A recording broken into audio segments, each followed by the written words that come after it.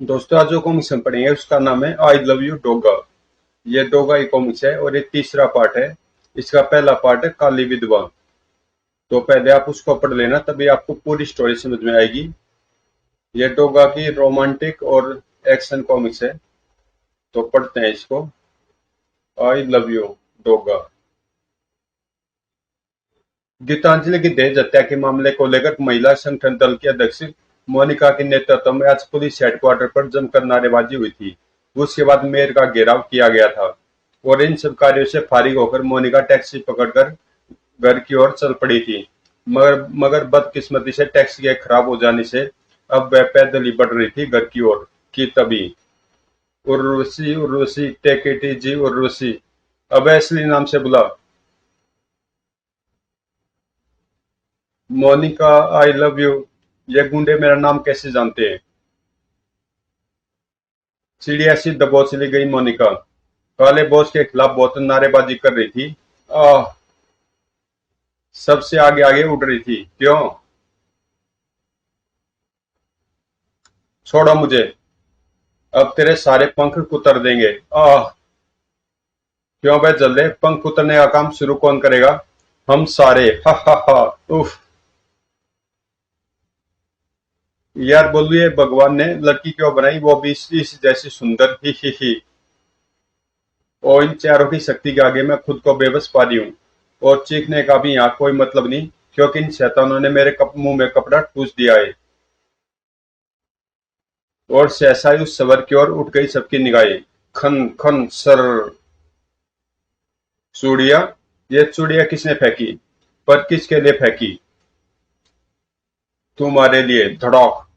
उफ, बिना बोले आते ही मारना शुरू कर दिया। धड़ाक। एक अकेली लड़की पर चार अपनी ताकत दिखा रहे थे। ओ, मैं भी अकेली हूँ कमीनों। लेकिन ध्यान रहे, मैं यहाँ तुम्हें चूड़िया पहनाने आई हूँ। मुझे तुम सब में रितेश दिखाई पड़ता है, वो कमीना इंसान जो दुर्भाग्य से मेरा पति बन गया था। करोड़पति बाप की इकलौती बेटी का कसूर सिर्फ इतना था कि वो उसे प्यार कर बैठी थी, जिसकी निगाह उसके बाप के पार दौलत पर थी। धप। दौड़। उसी दौलत पर जिसे वो करोड़पति बाप पहले अपनी बेटी के नाम कर चुका था। दौड़। और फिर उससे हम हुई लिफ्ट दुर्घटना, जो कि परिणाम थी मेरे पिता की हत्या की जबरदस्त साजिश का, जिसे रचा था रितेश ने, उस शैतान ने जिसे जिंदगी का प्रत्येक सुख हासिल था। मगर मेरी बदनसीबी कि मैं उस साजिश के बारे में तब जान पाई जब मौत खुद मेरे सामने खड़ी थी। जहर दे दिया गया था मुझे, मगर जहर से भी ज्यादा विषैले थे वे शब्द जिनमें वो मेरे पिता का हत्यारा होना भी कबूल कर रहा था। जहर नहीं रितेश, तुम ऐसा नहीं कर सकते। मेरे माथे की बिंदिया से लेकर पांव के बिछुए तक मैं सिर्फ तुम्हारा प्यार रचा बसा है, तो तुम बेवफाई कैसे कर गए? शायद दौलत का जहर तुम्हारी रगों में कमीना पर बनकर उतर गया है। उफ रितेश, ये तुमने क्या किया?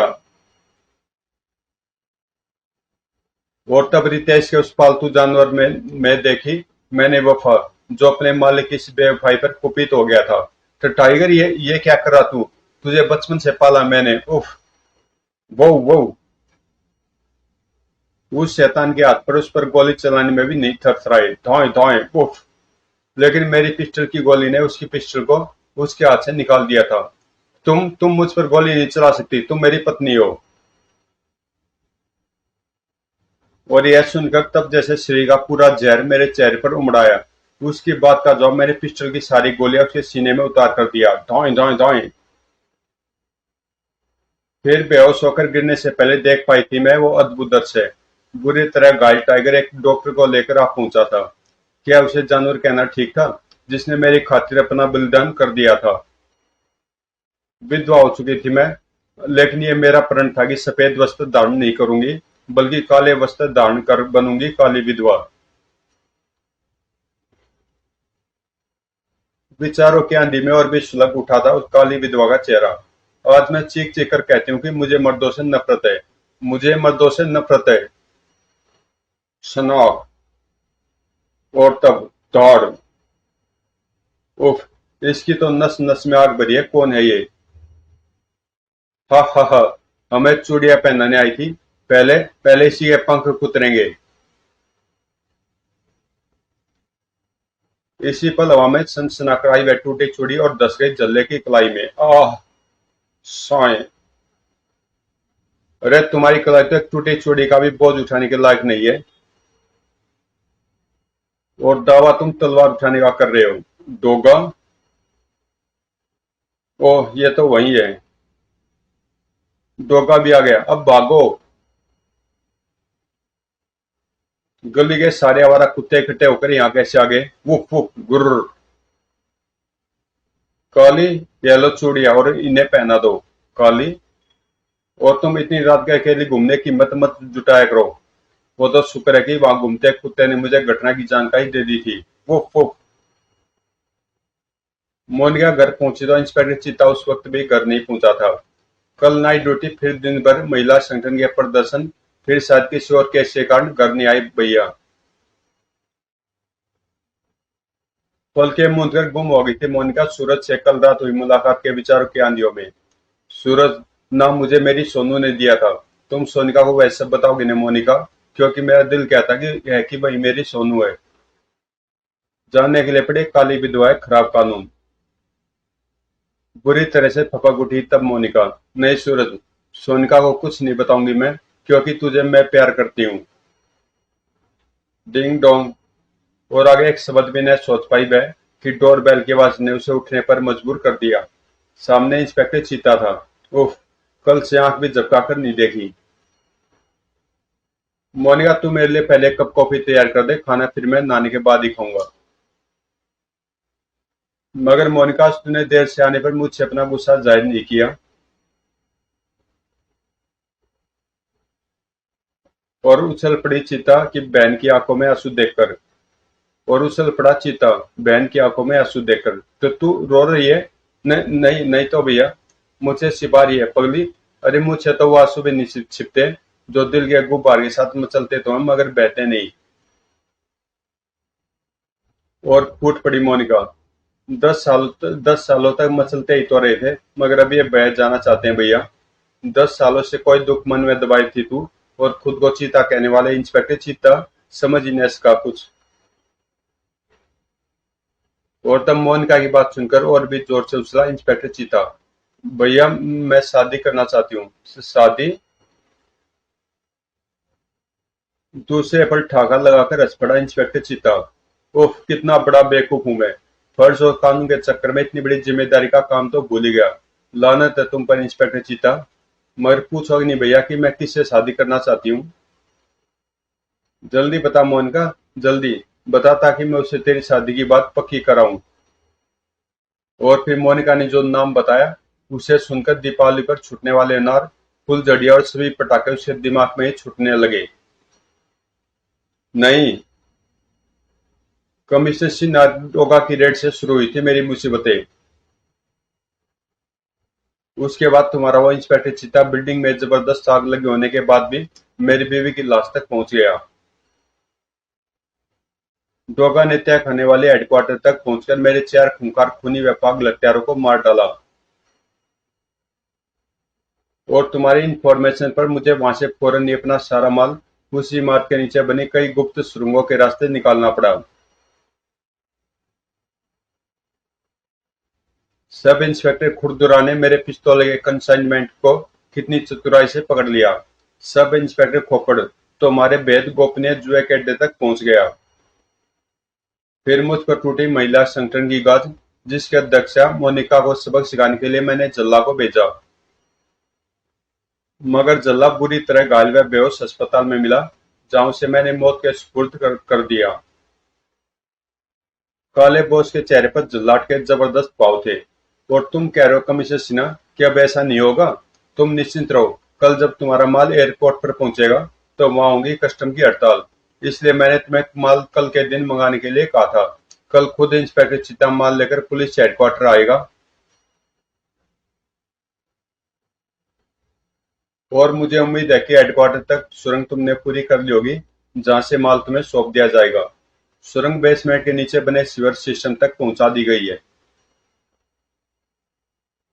मैं एक दिन इस पूरे इलाके में सुरंगों की ऐसी भूल भुलैया बना दूंगा कि कोई मुझ तक नहीं पहुंच पाएगा, और खतरे की किसी भी घड़ी में मैं आराम से बाहर निकल जाऊंगा। हा हा हा। अब मुझे भी चलना चाहिए। अगले दिन एयरपोर्ट पर कस्टम अधिकारियों की ड्यूटी का काम सौंप दिया गया था बम्बई पुलिस को। इंस्पेक्टर चित्ता खुद मौजूद था वहां, सब इंस्पेक्टर खुरदरा और सब इंस्पेक्टर खोपड़ के साथ। सर, पुलिस विभाग के लिए बाहर से पेजर्स आ रहे हैं। ठीक, अच्छी बात है, मगर इन पेजर्स को रिसीव करने के लिए कमिश्नर साहब द्वारा आपकी ड्यूटी लगाना कुछ समझ में नहीं आया। Yes yes sir. कस्टम अधिकारियों की हड़ताल को देखते हुए आपको तो किसी विशिष्ट ड्यूटी पर लगाना चाहिए था। सख्त भाव थे इंस्पेक्टर के चेहरे पर। तो तुम भी यही समझ रहे हो कि मैं कमिश्नर का आदेश मानकर यहाँ सिर्फ पेजर्स रिसीव करने आया हूँ? तो क्यों, तो क्या सर? मुझे गुमनाम टिप मिली है कि इस फ्लाइट से काले बॉस को 20 करोड़ के डायमंड्स भी स्मगल किए जा रहे हैं, और आज पुलिस विभाग को भेजे जा रहे पेजर्स। आज कस्टम की भी हड़ताल है सर। हमें पेजर्स की विशेष रूप से तलाशी लेनी चाहिए, क्योंकि वही चीज ऐसी हो सकती है जिसकी कि यहाँ तैनात पुलिस विभाग तलाशी नहीं लेगा। आगे कुछ भी कहने सुनने की जरूरत नहीं रह गई थी सब इंस्पेक्टर खोपड़ और खुरदरा को, क्योंकि फ्लाइट पहुंच गई थी। जबरदस्त घेराबंदी कर ली थी इंस्पेक्टर चीता ने। ऑफिसर्स, चेकिंग में कोई कमी नहीं आने पाई। पेजर्स भी चेक किए जाएंगे। सर, पेजर्स भी?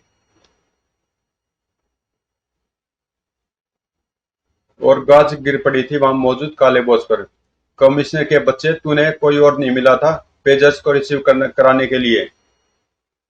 बॉस साहब के तो मैं उसका काम तमाम करके पेजर्स खुद ले आऊं। नहीं निशांत जी, अगर तुमने ऐसा किया तो यह भेद खुल जाएगा कि हीरे पेजर्स में है। तब कमिश्नर फंस जाएगा और भविष्य में हमारा बहुत नुकसान होगा। पेजर्स वाला बक्सा चेकिंग के लिए खोला जा रहा है काले बॉस, और चीता पेजर्स को एक्सरे मशीन के आगे से जरूर गुजारेगा। सर, लगता है हमारा शक सही है, क्योंकि विमान के सारे यात्री अपने सामान से चेकिंग के बाद जा चुके हैं और हीरे नहीं मिले। उसे इंस्पेक्टर चित्ता का दुर्भाग्य कहे या काले बॉस की खुशकिस्मती। बॉम्बे पुलिस, वापस जाओ!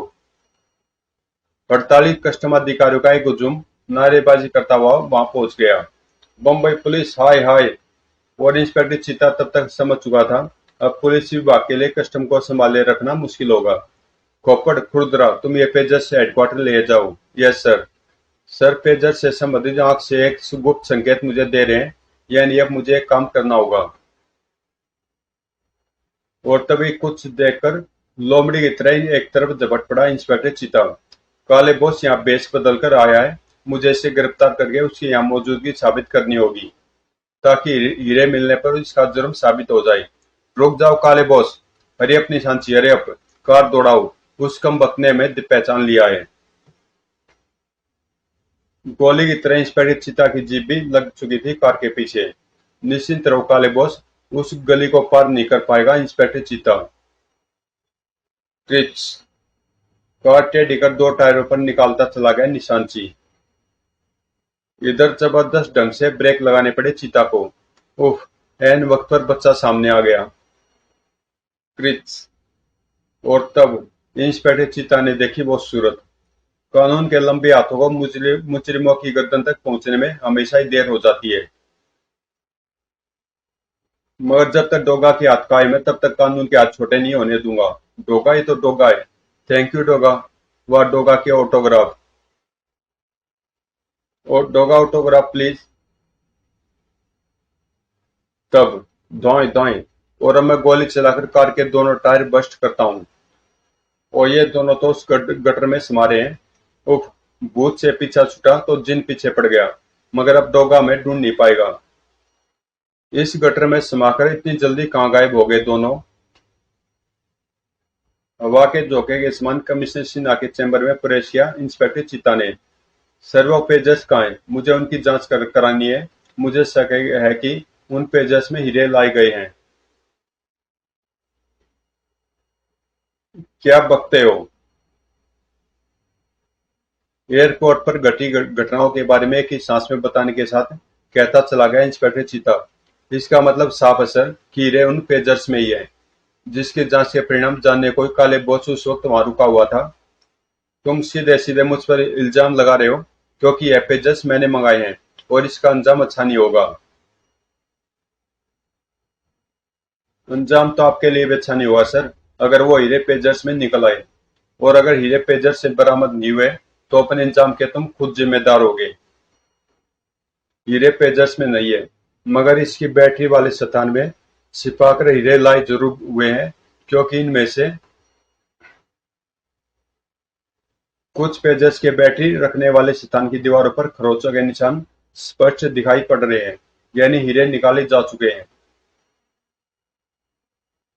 जले हुए शब्द निकले कमिश्नर के मुंह से। हीरे जब्त हुए इंस्पेक्टर चीता।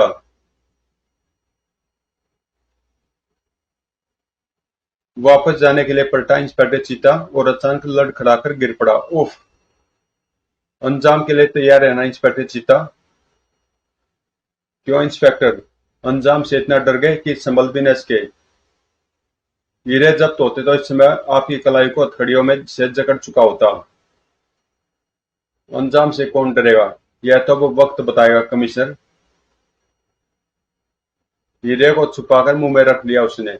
इस हीरे के यहाँ मिलने से आखिर यह बात तो सिद्ध हो गई कि हीरे पेजस में ही लाए गए हैं। विशेष नोट: हीरा एक जहरीला तत्व न होकर एक कार्बन यौगिक है। इसे चाटने या मुंह में रखने से मृत्यु नहीं होती। हाँ, अगर इसे निगल लिया जाए तो इसकी तेज धारें आंतों को क्षतिग्रस्त कर सकती है, जिससे मृत्यु तक हो सकती है। यानी खोपड़ और खुरदरा के हाथ भी निराशा नहीं लगी होगी।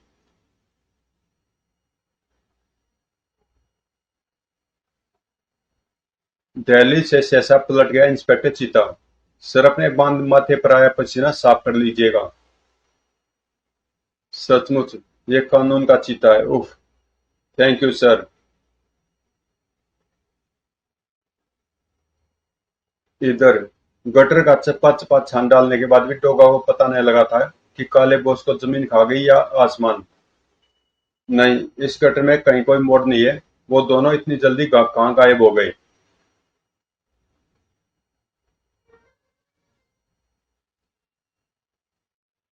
कहीं यहाँ कोई गुप्त रास्ता तो नहीं है? और ओह, चूहे का आधा कटा पिछला हिस्सा। उस वक्त सोलह की सी चमक उभरी थी तो डोगा की आंखों में। यहाँ खून के निशान थे साबित यहाँ खून के निशान ये साबित कर रहे हैं कि ये चूहा यहीं से कटकर गिरा है। किस्मत बुलंद हो तो रास्ते मंजिल तक खुद खुद ले जाते हैं। थोड़ा सुरंग। हैरान था मैं कि दोनों कहाँ गए। यहाँ तो सुरंगों का पूरा जाल फैला हुआ है। तोड़ूंगा इस जाले को, तोड़ूंगा अब मैं। अचानक तेज ध्वनि सुनकर चौंक पड़ा वह। कर आराम मशीन के जैसी है, कैसी आवाज इसी और बड़ी आ रही है। गन उतार कर हाथ में लेने तक का समय नहीं था उसके पास। कर जिंदगी को काटने मौत आगे बढ़ रही है। पर यह जिंदगी दोगा के जिस्म में तो वास करती है, पर उसकी अपनी नहीं है। उनकी है जो जिंदगी के सताए हुए हैं, समाज के मारे हुए हैं, नफरत की ठोकरें खाकर लहू से नहाए हुए हैं। भड़ोम। इसलिए इस जिंदगी की रक्षा तो मैं जरूर करूंगा, इस हैंड ग्रेनेड से। इनमें से एक रास्ता मुझे काले बोझ तक ले जाएगा। दूसरी सुरंग में बढ़ चला वो, जो समस्या को केवल हल नहीं करता बल्कि उफ ब्रर, उस बल्कि उन्हें जड़ से उखाड़ता है। अफसोस कि मेरी गन शहीद हो गई। कड़क कड़क कड़क कड़ाक।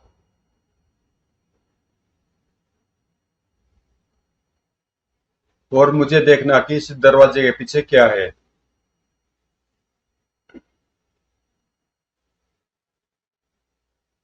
इधर पुलिस हेडक्वार्टर में। सर, मुझे काले बाबू के नाम गिरफ्तारी का वारंट चाहिए। वारंट? कहाँ है काले बाबू?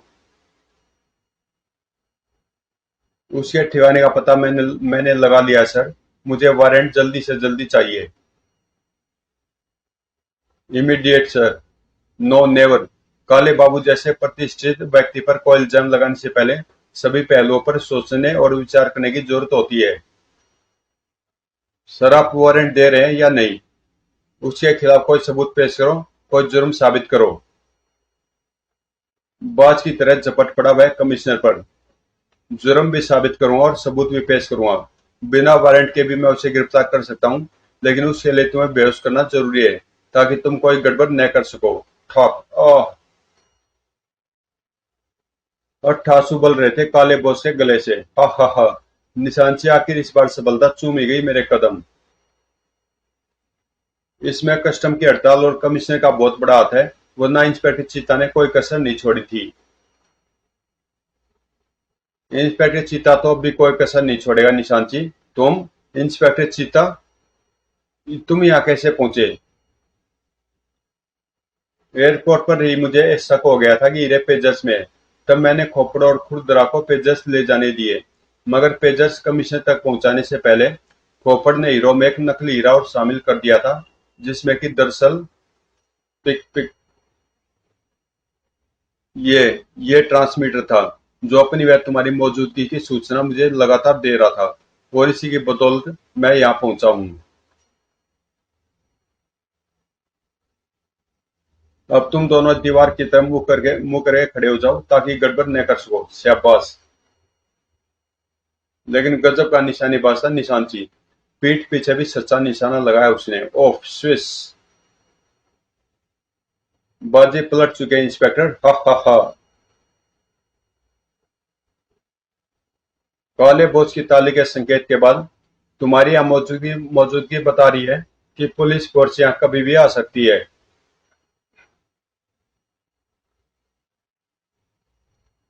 मैं चाहता हूँ कि जब तक वह यहाँ पहुंचे उसे तुम्हारी राख जरूर मिले,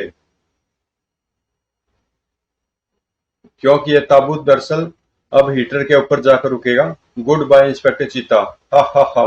ये सोच रहा था कि चीतागिरी सिर्फ यही दिखाना जानता है। कि उफ, ताबूत गर्म होने लगा है, और कुछ देर में ये गर्मी इतनी बढ़ जाएगी कि शायद मैं उससे बच नहीं पाऊंगा। दोस्तों, यहाँ पे मैं इसका पार्ट 1 कर रहा हूँ, और इससे आगे की स्टोरी हम पढ़ेंगे आई लव यू डोगा पार्ट 2 में, जो आपको 1 घंटे के बाद डोगा के फोल्डर में मिल जाएगी, प्ले लिस्ट के अंदर। तो मिलते हैं 1 घंटे के बाद आई लव यू डोगा पार्ट 2 में।